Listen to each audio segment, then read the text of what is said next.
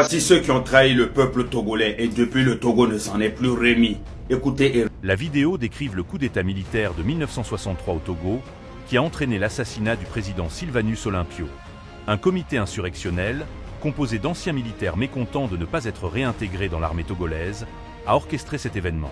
La vidéo met en lumière la vision économique d'Olympio et son désir de faire du Togo une Suisse africaine, contrastant avec le ressentiment des anciens combattants qui se sentaient négligés. L'assassinat, présenté comme accidentel mais perpétré par les putschistes, est décrit comme une trahison lourde de conséquences pour l'avenir du Togo. La source conclut par une vive condamnation des instigateurs du coup d'État, les tenants responsables de la souffrance continue du peuple togolais. Regarde bien jusqu'à la fin, tu ne vas pas le regretter. Like, partage et balance ton avis en commentaire. Et si t'es pas encore abonné, là, c'est le moment. Le secrétaire du comité insurrectionnel vous parle.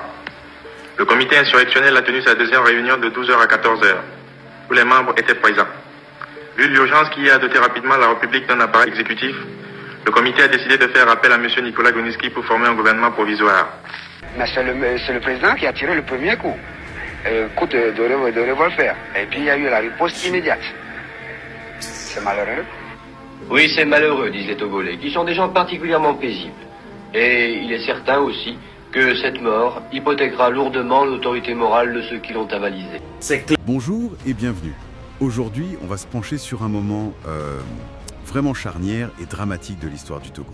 Oui, le coup d'État de janvier 1963. Exactement. Et l'assassinat du premier président, Sylvanus Olympio. On s'appuie pour ça sur des extraits vidéo, un mélange d'archives, de sons d'époque, et puis un commentaire plus récent. Et on va voir assez tranché. Tout à fait. Alors, on est au Togo, tout début 63. Les acteurs clés qu'on repère dans ces sources, c'est Olympio, bien sûr. Il y a aussi environ 700 anciens militaires des troupes coloniales françaises qui sont rentrés. D'accord. Le commandant Kléber Dadjo, qui dirigeait la petite armée togolaise de l'époque. Et puis, le comité insurrectionnel, les mutins, et Nicolas Grunitzky qui arrive après. Ok. Notre but, ça va être d'explorer un peu ce que racontent ces documents. Pourquoi ce mécontentement des militaires? Comment Olympio est mort exactement? Enfin, ce qu'on en dit. Oui, les circonstances. Voilà. Qui prend le pouvoir ensuite? Et surtout, essayer de voir la différence entre l'effet brut des archives et cette interprétation postérieure qui est franchement très orientée. C'est ça qui est intéressant, ce mélange. Absolument. Alors, commençons par les causes, du coup, d'après la partie archives. On a donc ces fameux 700 anciens soldats. Oui. Les sources les appellent les vieux serviteurs de nos troupes coloniales. Ils reviennent au Togo et leur demande principale, c'est d'être casés, trouver du travail. Juste du travail, quoi. Voilà. Pas forcément être réintégrés dans l'armée et pas avec les mêmes salaires qu'en France, ça c'est précisé. D'accord. Et Olympio, lui, d'après ces mêmes archives, il refuse de les intégrer dans l'armée que dirige Dadjo. C'est ça. La raison donnée, c'est l'équilibre budgétaire. Il était connu pour être assez prudent économiquement. Oui, il avait déjà une petite armée, il ne voyait pas l'intérêt, budgétairement, de l'agrandir comme ça. Ça se tient, comme explication pragmatique. Oui, ça paraît logique. Mais c'est là que le commentaire plus récent arrive et donne une toute autre lecture. Ah oui, là, ça change complètement. Pour le commentateur, Olympio refusait parce qu'il les voyait comme des... Arrive. Dimanche 13 janvier 63, à l'aube, les anciens combattants passent à l'action. Ils arrêtent la plupart des ministres.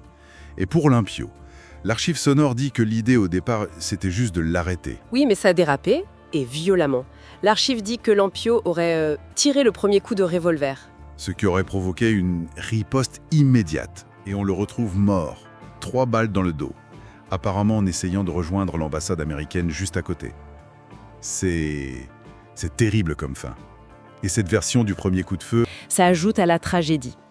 Bon, si on résume, on a des militaires qui veulent du travail, un président qui refuse pour des raisons interprétées différemment, budget ou morale, oui. Un coup d'État violent, la mort du président dans des circonstances floues. Très controversé. Et puis ce jugement historique extrêmement sévère, des décennies plus tard dans le commentaire, c'est vraiment ce mélange d'infos d'époque et d'analyses passionnées qui ressort de ces extraits.